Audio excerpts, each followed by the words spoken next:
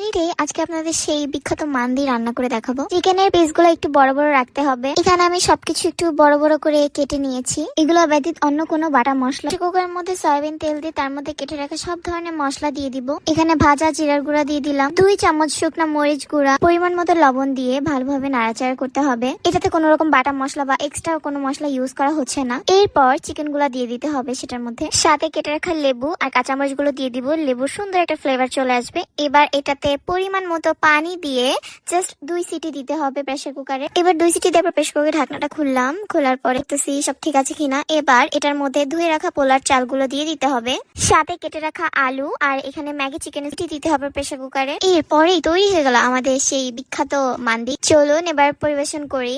ভাই, মশলা ছাড়া কালারটা এত সুন্দর আসছে। সব গোটা মশলা ইউজ করা হয়েছে, কোনো ধরনের বাটা মশলা ইউজ করা হয়নি। আপনারা দেখেন কি সুন্দর কালার এসেছে। বাচ্চারা থেকে শুরু করে বড়রা সবাই এটা পছন্দ করবে, যেহেতু এটা তেল ঝাল মশলা সব